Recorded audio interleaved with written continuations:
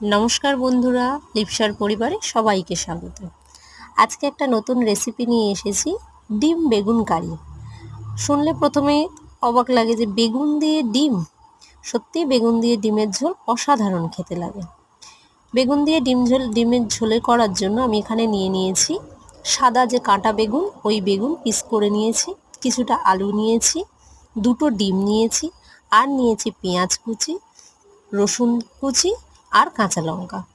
প্রথমে আলু আর ডিমটা সেদ্ধ করে নিয়েছি।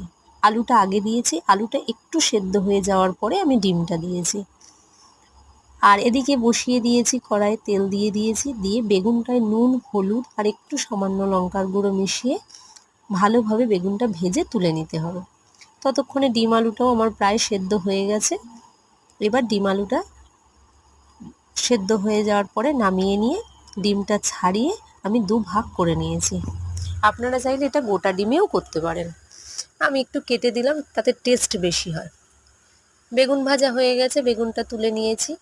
একটা প্লেটে দিয়ে দিয়েছি খানিকটা হলুদ, একটু নুন আর সামান্য একটু লঙ্কার গুঁড়ো দিয়ে সেটার সঙ্গে ডিমটা যে কেটে নিয়েছিলাম সেই ডিমটায় ভালোভাবে মিশিয়ে ভেজে নিয়েছি।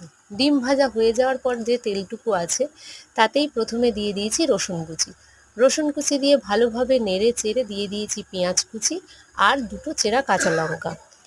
পেঁয়াজ কুচি দিয়ে ভালোভাবে নাড়তে নাড়তে যখন মশলাটা প্রায় ভাজাভাজি হয়ে আসবে সেই সময় দিয়ে দিয়েছি তাতে একটু হলুদ গুঁড়ো, সামান্য একটু লঙ্কার গুঁড়ো, কাশ্মীরি লঙ্কার গুঁড়ো জাস্ট রং হওয়ার জন্য, আর দিয়ে দিয়েছি পরিমাণ মতো নুন। আমি যেহেতু আলু সেদ্ধর সময় খানিকটা নুন দিয়েছিলাম, তাই নুনটা একটু পরিমাণ মতো দিতে হবে। এইবার ভালোভাবে নেড়ে চেড়ে সেদ্ধ করে রাখা আলু তাতে দিয়ে আবারও মশলার সাথে ভালোভাবে কষিয়ে যখন মশলা থেকে তেল ছাড়বে সেই সময় দিয়ে দিয়েছি জল। আপনারা চাইলে এখানে কিন্তু আলু সেদ্ধ না করে আলু ভেজেও রান্না করতে পারেন। রান্নাটা তাড়াতাড়ি হওয়ার কারণে আমি এখানে আলু সেদ্ধ করে নিয়েছি। একটু ঢাকা দিয়ে দিয়েছি। ঢাকনা খুলে, যেহেতু আলু সেদ্ধ খুব বেশি সময় লাগেনি, ঢাকনা খুলে নেড়ে চেড়ে সামান্য একটু চিনি দিয়েছি। চিনি দিয়ে ভালোভাবে নেড়ে চেড়ে ভেজে রাখা ডিম আর বেগুনটা দিয়ে, বেগুন আর ডিমটা খুব বেশি ফোটানোর দরকার নেই। যখন গায়ে মাখামাখি হয়ে যাবে সেই সময় গ্যাসের ফ্লেমটা কমিয়ে দিয়ে তাতে দিয়ে দেব সামান্য পরিমাণ গরম মশলা। গরম মশলা দিলে একটা স্মেল ভালো হয়। আমার ডিম বেগুন কারি রেডি। যদি রেসিপিটি আপনাদের ভালো লেগে থাকে অবশ্যই একটা লাইক, কমেন্ট, শেয়ার করবেন। যদি বাড়িতে বানিয়ে খান আমাকে অবশ্যই কমেন্ট করে জানাবেন। সত্যিই ভালো লাগে।